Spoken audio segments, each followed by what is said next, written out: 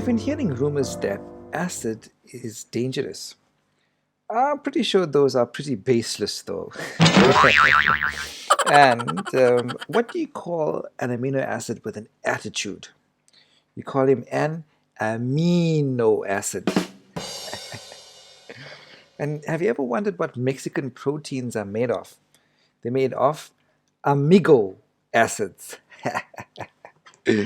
Hello, everybody. It's Ryan here. Hope you and your family are well. Thank you so much for joining me, even as we tackle quite a common clinical scenario in the medical wards, diabetic ketoacidosis. If you enjoy this, I strongly encourage you to subscribe to my channel. God bless you. Thank you. Here's an outline of our talk, guys. We're going to be looking at a clinical case for some context. Then we're going to be breaking down diabetic ketoacidosis. We're going to cover some key points, front and center, headline, first up, and then we're going to break ketoacidosis or DKA down in terms of introduction, the whole truckload of reasons why we get it, the precipitants, the etiologies, pathophysiology behind it, how patients present in terms of signs and symptoms, looking at a plausible differential diagnosis, diagnostic evaluation in the way of investigations, looking at treatment and management, prognosis and complications. So we're going to close with a scripture. Thank you so much for joining me, guys. Let's get my pointer in there. So you got a patient who is evaluated in the emergency department for complications of diabetes mellitus due to an episode of life stressors. Oh dear. Now, all of the following laboratory tests are consistent with the diagnosis of diabetic ketoacidosis, with one exception. What's that exception? Is it A, an arterial pH of 7.1, B, blood glucose of 23 millimole per liter, C, markedly positive plasma ketones, is it D, a normal serum potassium, or is it E, a plasma osmolality of 380 milliosmoles per mole? Here are our key points, guys. Diabetic ketoacidosis, abbreviated DKA, is an acute metabolic complication of diabetes characterized by three things, guys. Hyperglycemia, number one. Hyperketonemia, number two. Metabolic acidosis, number three. Hyperglycemia, number one, on your blood sugar testing. Hyperketonemia by the urine dipstick or blood ketone levels. Metabolic acidosis on your blood gas, right?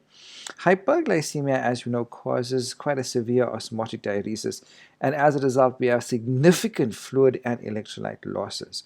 Now, DKA commonly complicates type 1 diabetes, but we're also seeing it among type 2 diabetics as well, in what we call a flatbush variant of type 2 diabetes. And it causes nausea, vomiting, and abdominal pain, and can indeed progress through to cerebral edema, which is probably the most feared complication, coma, and death. DKA is diagnosed by detection of hyperketonemia and a beloved anion gap metabolic acidosis in the presence or in the face of hyperglycemia. Say it once more.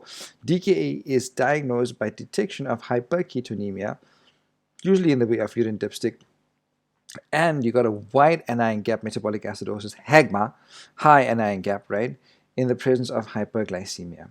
Treatment involves a couple of principles: volume expansion, insulin replacement, prevention of hypokalemia. Let's get stuck in, guys. So DKA, we said, is an acute complication of diabetes mellitus characterized by the three arms: hyperglycemia, acidosis, and ketonuria. It was uniformly fatal until the discovery of insulin. So now the mortality is significantly less, at about 2% per episode. So the mainstays of treatment are, number one, aggressive fluid depletion; number two, correction of electrolyte and acid-based abnormalities; number three, correction of hyperglycemia with insulin administration; and number four, address and treat the underlying precipitating etiology, be it infection, be it ischemia, be it poor compliance, etc. Now, new onset diabetes accounts for upwards of 30% of cases. That's a novel presentation of diabetes.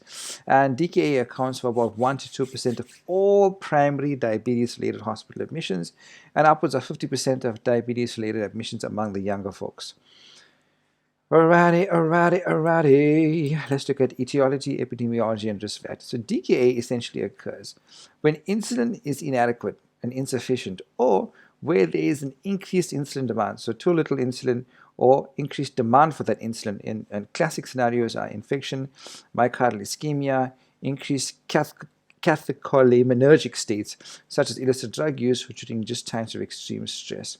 In general, DKA requires the presence of insulin insufficiency, dehydration, and stress. The most common precipitating factor we see is infection. right? Sepsis, and then we have pneumonia, cellulitis, urinary tract infection, the three common culprits, right? Pneumonia, cellulitis, UTIs. Omission of insulin and under-treatment with insulin are also frequent precipitating factors. Now, lack of insulin combined with increased secretion of our beautiful counter-regulatory hormones, which are catecholamines, cortisol, glucagon, and growth hormone, CCGG. Catecholamines, cortisol, glucagon, and growth hormone cause lipolysis, which then generates your ketone bodies. Now, ketones, as we know intuitively, are acidotic. They deplete the body stores of bicarbonate by a buffering mechanism, resulting in potentially severe metabolic acidosis.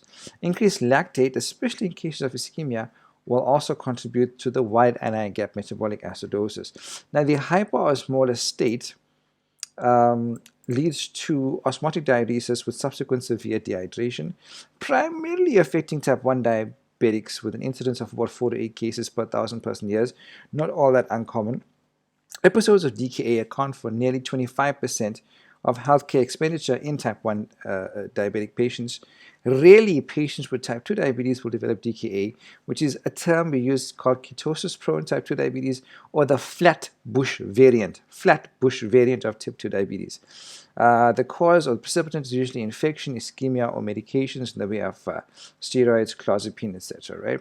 So clinically, guys, we suspect DKA in someone who presents with customary respiration and inevitably is going to appear dyspneic. And then we do the dipstick, we see that they have ketones in the urine, we do the blood sugar, we see they're hyperglycemic, we do the gas, we see they're acidotic, ta-da, DKA. But just to have a broad clinical approach to the problem of acute dyspnea, it's always prudent, to do a primary survey and then ECG, chest X-ray, and a blood gas. And you ask yourself, is there a cause for the dyspnea which requires immediate correction? If yes, you want to treat and reassess, right? You want to assess the effort and adequacy of oxygenation and ventilation. Good to do an arterial blood gas. Good to do an oxygen saturation at the bedside. Is there underlying chronic obstructive pulmonary disease? Then we address that. If there's evidence of respiratory tract infection, we address that. If there's clinical or X-ray features of heart failure, you diurese the patient and do an ECG for ischemia. If there's generalized wheeze with a diminished peak expiratory flow, acute asthma, you want to give the patient status of steroids and nebulize the patient. If there is a diagnostic chest X-ray abnormality like a pneumothorax, pleural effusion, lobar collapse, you treat those accordingly.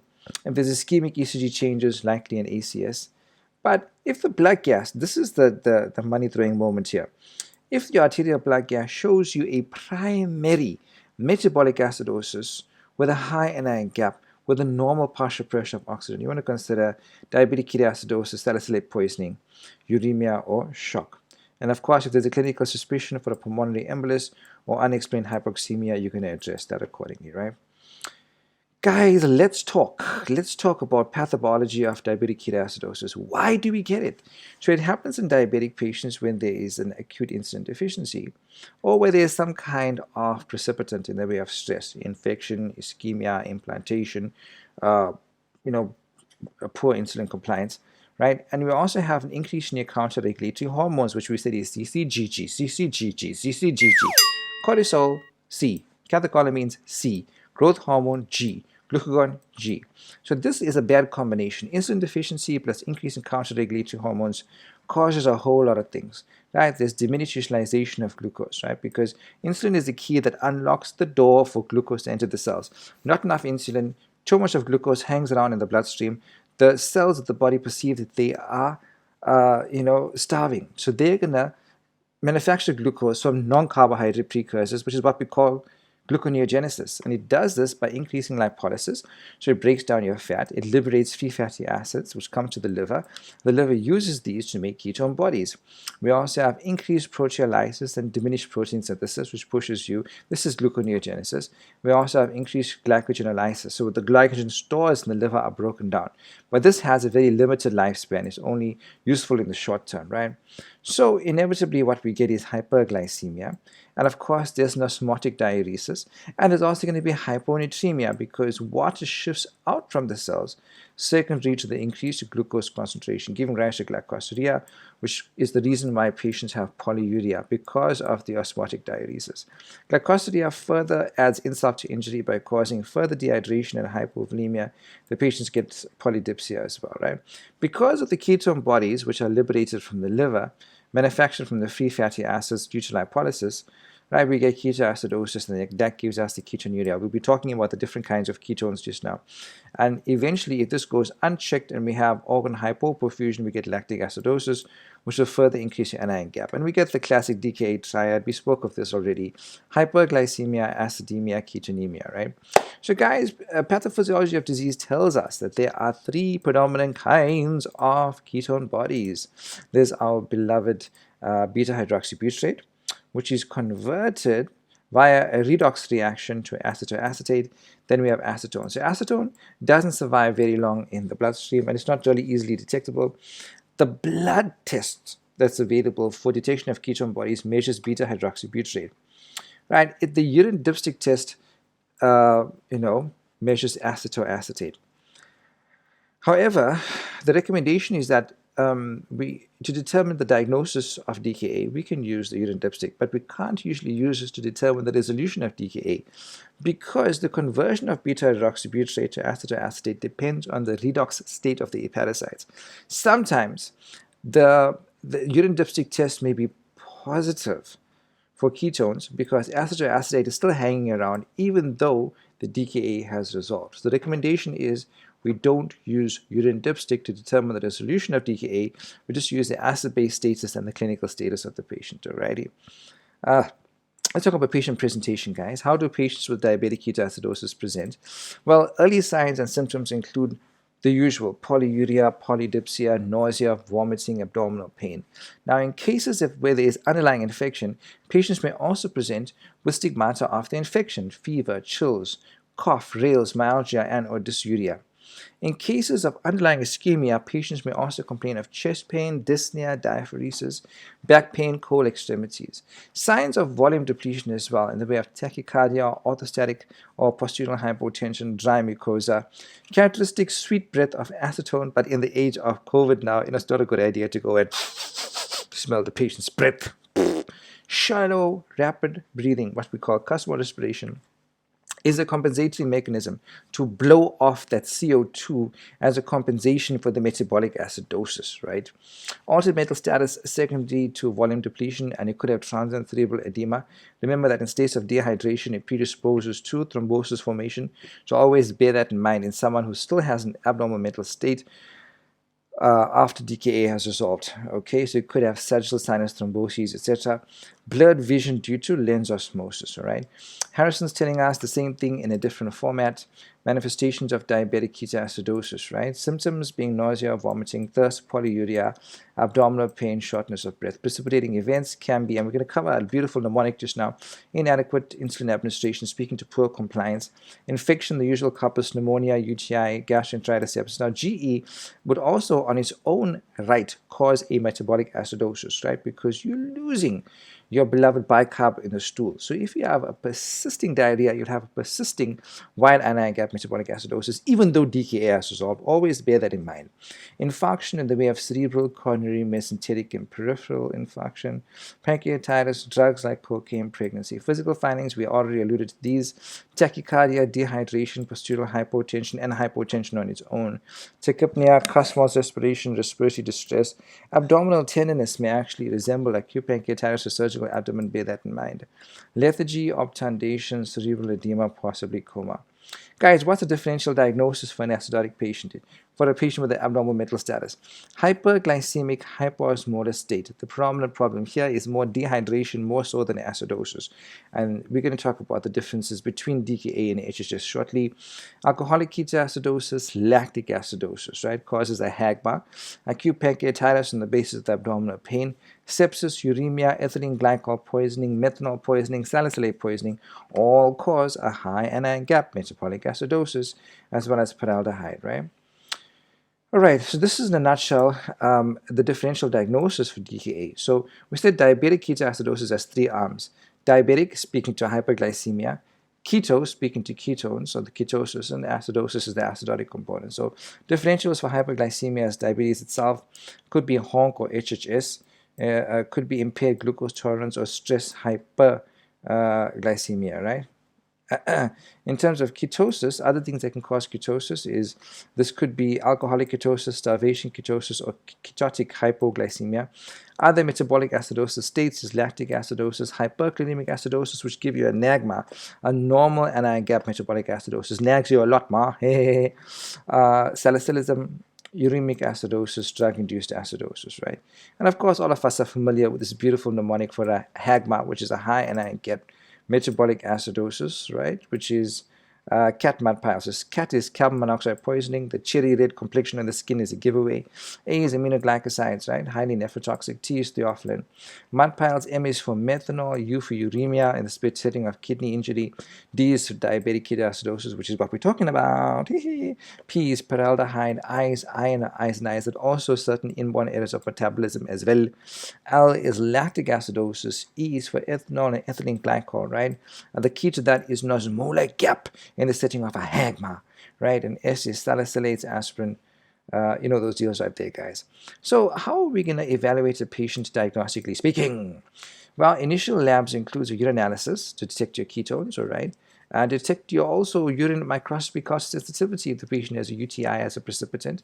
Full blood count, right? Urea electrolytes, blood gas measurement. You can do a venous sample. Usually suffices if the SATs are normal, oxygen SATs are normal. Urinalysis is usually positive for glucose and ketones, and the ketones we said is going to be acetoacetate. Right? Assess for signs of urinary tract infection in the way of pyuria, nitrates, or nitrites rather, and leukocyte esterase on the urine dipstick. Blood glucose is usually very high, at least above 21 millimole per liter, and you find that you have a high anion gap metabolic acidosis, so sodium plus potassium, your cation ions less your anion, sodium plus potassium minus chloride and bicarb, and that's going to be above 12. Right, that signifies a wide anion gap metabolic acidosis or a high anion gap metabolic acidosis, a HAGMA.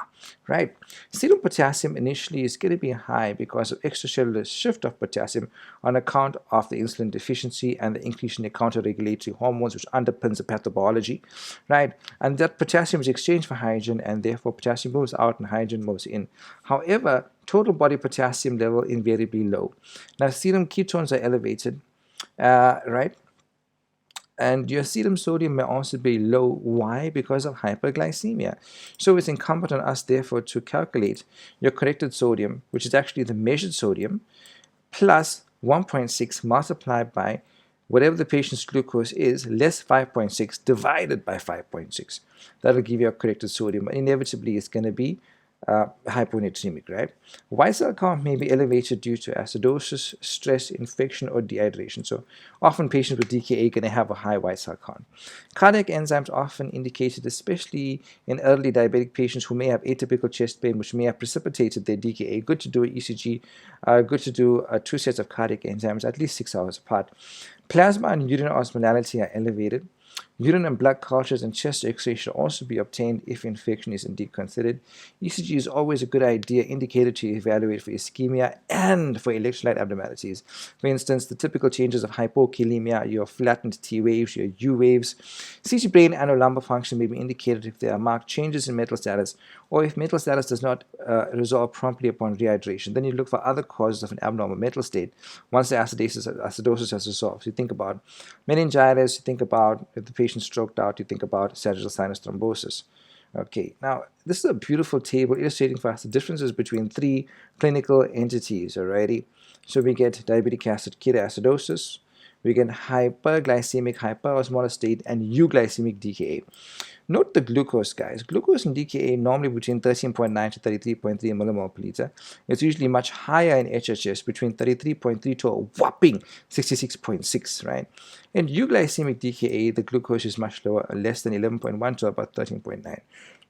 And the sodium is much markedly increased in HHS compared to DKA, as we can see, right? Potassium is going to be normal or normal to high initially, but obviously potassium shifts in as we give insulin. Magnesium chloride phosphate we can see usually normal. Creatinine is moderately increased in HHS compared to euglycemic DKA and DKA.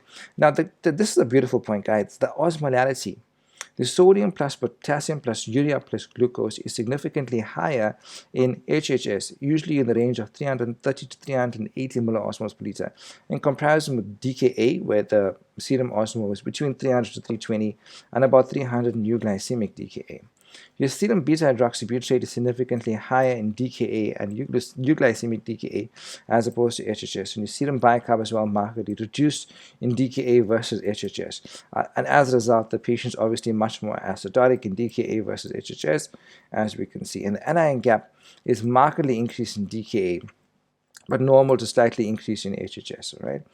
This is a nice way to think about precipitants for diabetic ketoacidosis, right? All the I's. So I for infection, usual culprits, pneumonia, UTI, pancreatitis. Infarction is a good idea to do your ECG and your enzymes. Infraction, which is another way of saying non-compliance, right? An infant, so you think implantation, pregnancy. Ischemic, you think of CVA. Illegal, you think about cocaine abuse. Iatrogenic, you think about prescription drug interactions like steroids, which can push your blood sugars up, no doubt. Idiopathic, think about novel presentation of type 1 diabetes, or indeed the ketosis-prone or flatbush variant of type 2 diabetes. Right? So a lot of I's, guys. Infection, infarction, infraction, infant, ischemia, illegal, iatrogenic, and idiopathic. Alrighty, guys, this is the crux of the talk now. Treatment and management. So these are the 2017 recommendations as per SEMDSA. So SEMDSA stands for the Society of Endocrinology and Metabolism and Diabetes of South Africa. So this is the recommendation, right, that blood beta-hydroxybutyrate is the preferred test for diagnosis and monitoring of DKA, but not uniformly available. Even if you do the assay, sometimes it's a very long turnaround time. So usually, if we have ketones in the urine in the face of hyperglycemia and acidosis, you can probably reliably say the patient has diabetic ketoacidosis. Hyperglycemic emergencies should ideally be managed in a high care ICU setting with standardized protocols for management and monitoring. We're going to be looking at some of those protocols. A protocol that incorporates the following principles. So the tenets of management: fluid resuscitation, avoidance of hypokalemia because insulin is going to shift the potassium into the cells, decreasing your potassium in the blood. Insulin administration, of course, avoidance of rapidly falling serum osmol, and searching for a precipitating cause. Those are the basic tenets or principles of management of DKA. Administration of sodium bicarbonate in patients with a pH of above 6.9 is not recommended. The insulin infusion rate must be maintained even when the blood glucose has normalized until the DKA has resolved. That's important, guys. That our endpoint here is not normal glycemia. Our endpoint is the closing of the anion gap and the resolution of acidosis. So even though the patient's blood sugar will drop below 14, you got to just change your fluids, but keep that insulin infusion running. You can change from normal saline to dextrosaline, right? This is an important one, guys. Urine ketones alone should not be used to confirm the resolution of DKA, as this can be misleading. We usually use a combination of clinical and biochemical measurements to confirm resolution instead. And we spoke about acetate and its measurement in the urine dipstick, etc. We covered that already. When transitioning to subcutaneous insulin, care must be taken to overlap this with the insulin infusion. Beautiful. So once again, guys, we said the mainstays of treatment, just to reinforce: aggressive fluid repletion, correction of your electrolyte and acid-base abnormalities, correction of hyperglycemia with insulin administration, and addressing the underlying precipitating etiology. So first up, you want to ensure good intravenous access, right? So ensure a large bore, preferably bilateral IV access, cardiac monitoring, supplemental oxygen administration in a high care or intensive care setting. First up, off the bat, administer 1 to 2 liters of normal saline over the initial hour. Then after the initial volume repletion, continue normal saline, which is 0.9% at 500 ml per hour until euvolemic. Once the patient is euvolemic, half saline, which is 0.45%, at a lower rate can be given, usually around 250 ml per hour. Most patients have a total body water deficit of about 5 to 8 liters because of the profound dehydration on account of the osmotic diuresis, all right? And some of them have vomiting, and which adds insult to injury. Then once the patient is fluid volume replete, you administer IV insulin as a 10 to 5 unit bolus, followed by insulin infusion at 0.1 units per body weight, 0.1 units per kg body weight per hour. So on average, what we usually use is 50 units in 200 mils normal saline at 24 mils per hour, which should give you around about 0.1 units per kg body weight. And you want to decrease the rate to by 1 to 2 units per hour once the anion gap has closed and the bicarbonate level is 15 or higher. All right. Now, key point, guys, always start intravenous fluids before you give the insulin, or else you're going to cause circulatory collapse. Right, so you've got to do that before. Fluid volume depletion before insulin administration. And don't give potassium if the patient is not passing urine, because the last thing you want to do is precipitate hyperkalemia, right? Subcutaneous insulin should be started once the anion gap closes and the serum bicarb in general is above 20 on 2 consecutive venous gases 4 hours apart. That's when you stop the insulin infusion, all right? The first subcutaneous dose should be given 2 hours before the discontinuation of the IV insulin infusion. And that is why SEMDSA recommends that you overlap that. When you're considering stopping the infusion, you overlap the subcutaneous and the insulin infusion by at least 2 hours, right, to prevent the patient reverting back into diabetic ketoacidosis.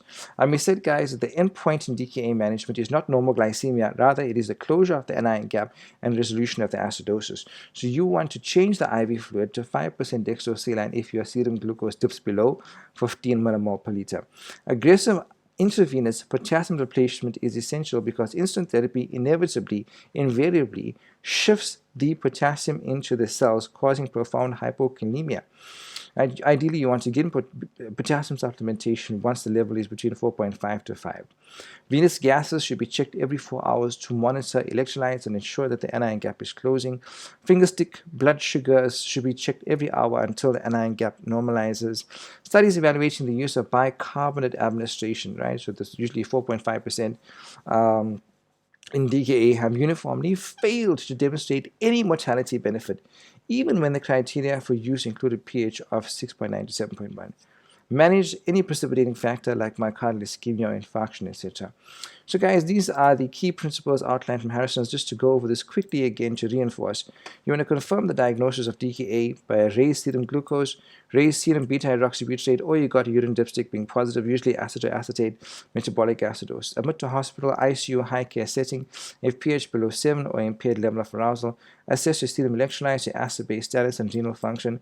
So first up is fluid volume repletion, right? So get your bilateral IV access, give your fluids, right? And then once the patient is kind of clinically euvolemic, you start your regular insulin infusion at 0.1 units per kg by IV infusion.